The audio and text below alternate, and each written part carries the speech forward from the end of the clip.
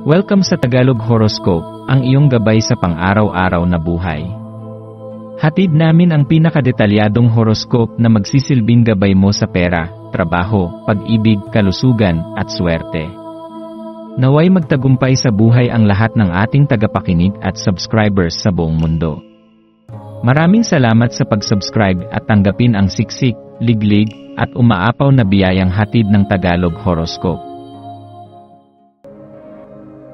Ito ang iyong pang-araw-araw na horoscope para sa Taurus para sa Abril 16, 2025.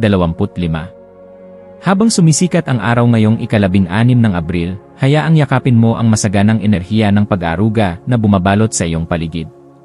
Ang simoy ng hangin ngayon ay puno ng lambing, tila ba inaanyayahan kang huminto sandali, huminga ng malalim, at pakinggan ang tinig ng iyong kaluluwa. Habang ginagalugad mo ang landas ng iyong araw, dalhin mo sa iyong puso ang diwa ng pagkaalaga, hindi lamang sa iba, kundi higit sa lahat, sa iyong sarili. Ito ay araw na humihikayat sa iyo na magmuni-muni, upang pag-isipan ang lalim ng iyong koneksyon sa sarili at sa mga taong nagbibigay saysay sa iyong buhay. Sa gitna ng mga abalang gawain, pagtuunan mo ng pansin ang kahalagahan ng pagiging maingat at mapanuri sa iyong mga hakbang. Ang bawat desisyon, gaano man kaliit, ay may dalang epekto sa kabuuan ng iyong karanasan. Kaya ngayong araw, maging mapanlikha sa paglalakad sa mga landas na iyong tinatahak, magpakatino, ngunit huwag mawalan ng gana sa posibilidad.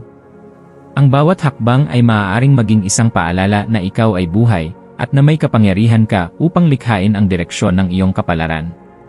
Isang mahalagang aspeto ngayon ay ang pagpapahalaga sa sarili. Gaano nga ba kalalim ang pagtingin mo sa sarili mong halaga?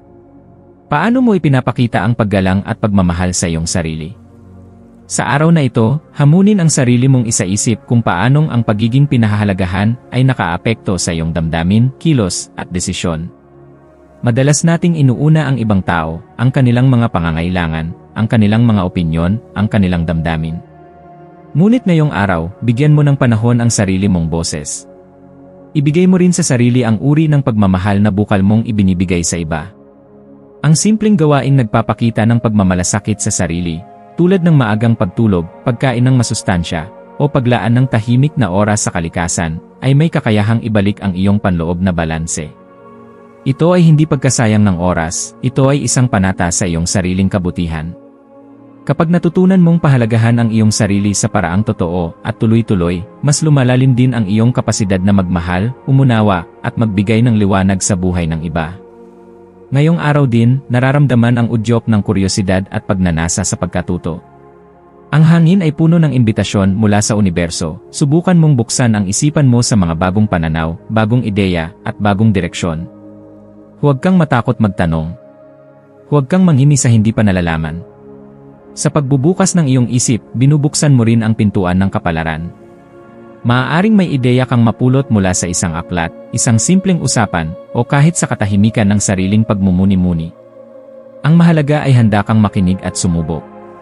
May pagkakataong mararamdaman mong tila may bumubulong sa iyong puso na subukan ang isang bagong bagay, isang bagong hobby, isang bagong lugar, o isang bagong pananaw sa isang matagal mo ng issue. Yakapin mo ang paanyayang ito, sapagkat dito mo mahahanap ang kalayaan mula sa mga lumang hangganan. Ang bawat bagong karanasan ay hindi lang dagdag sa kaalaman, ito rin ay pagtuklas sa mas malalim mong kakayahan at potensyal. Pagdating sa kalusugan at pangangalaga sa katawan, mahalaga ngayong pansinin ang mga simpleng desisyon na iyong ginagawa. Ano ang iyong kinakain? Gaano kadalas kang nagpapahinga? Kumusta ang iyong paghinga at antas ng tensyon sa katawan? Ang mga ito ay tila maliliit na bagay, ngunit sa kabuuan ay malalaking hakbang patungo sa isang mas malusog at mas masiglang buhay. Ang katawan ay templo ng iyong espiritu, at sa pagbibigay pansin sa pisikal mong kalusugan, pinapalakas mo rin ang iyong panloob na lakas at emosyonal na katatagan. Tandaan na bawat pagkilos ng pag-aruga sa sarili ay naglalabas ng positibong alon. Kapag inaalagaan mo ang sarili mo, mas nagiging malinaw ang iyong isipan, mas lumalawak ang iyong pangunawa, at mas napagtatanto mong may saysay ang bawat araw. Mula sa maayos na pagkain, sapat na pahinga, hanggang sa pagtawa at pakikipagkapwa, lahat ng ito ay bahagi ng mas malawak na kaligayahan at kasiyahang dapat mong maranasan. Ngayong araw, maswerteng kulay ang berde, simbolo ng kaginhawahan, pagpapagaling, at panibagong simula. Maswerteng numero ang 5, 8, at 12, mga bilang na nagdadala ng balanse, tapang, at inspirasyon. Ang maswerteng gawain ay ang paglalakad sa isang lugar na may kalikasan, tulad ng parke o tabing dagat. Makatutulong ito upang mabawasan ang stress, mapanumbalik ang enerhiya, at mapalawak ang iyong pananaw sa mga bagay-bagay. Ang araw na ito ay hindi para sa madaliang resulta. Ito ay araw ng pagtanggap, paglalim, at pagpapahinga. Kung may bigat kang nararamdaman sa puso, hayaang unti-unti itong matunaw sa init ng pagmamahal mo sa sarili. Kung ikaw ay naghahanap ng direksyon, hayaang ang katahimikan ng araw na ito ang magbigay ng gabay. Kung ikaw ay nasa gitna ng pagbabago, alalahanin mong ang bawat yugto ng pagbabago ay may kasamang pagkatuto at paglaya.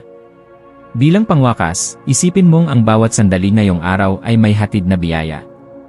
Hindi man ito laging malinaw, ngunit sa lalim ng pagninilay at kabutihan ng loob, makikita mo na ang iyong paglalakbay ay may patutunguhan. Huwag mong kalimutang ang pinakamahalagang relasyon na maaari mong buuin ay ang relasyon mo sa iyong sarili. Ikaw ang pundasyon ng sarili mong mundo, at sa araw na ito, pinapaalalahanan ka na mahalaga ka, sapat ka, at karapat-dapat sa pagmamahal.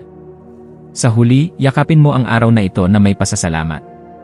Bitbitin mo ang mga aral at paalalang natutunan mo sa iyong puso.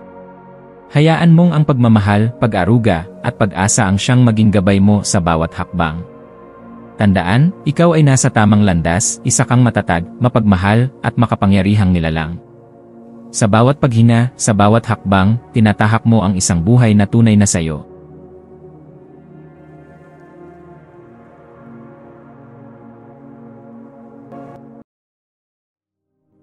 Tayo ay magkaroon ng kaunting sandali upang ipagdasal ang lahat ng mga dalangin ng ating mga subscribers, na sana'y matamo nila ang kanilang mga pinapangarap sa buhay, magandang trabaho, mabuting kalusugan, payapa at masayang pamumuhay, at siksik, liglig at umaapaw na biyaya at kayamanan. Ipinagdarasal namin ng mataimtim ang lahat ng mga komento sa nakaraang video, at hinihiling namin, Panginoon, na pagpalain mo ang ating mga subscribers ng masayang buhay sa mundong ibabaw. Maraming salamat po. Maaari kayong mag-subscribe sa aming channel na Daily Prayer, kung saan nag-a-upload kami ng pang-araw-araw na Catholic Gospel readings, reflections, at daily rosary reading para sa lahat ng misteryo ng araw. Tulungan ninyo kaming buuin ang community na ito at mag-subscribe na. Ang link ay nasa description box. Maraming salamat sa panonood ng iyong horoscope ngayon araw. Naway gabayan ka ng mga bituin sa iyong landas. Huwag kalimutang mag-like, share, at subscribe para sa iba pang cosmic na kaalaman. Hanggang sa muli, manatiling konektado sa universo.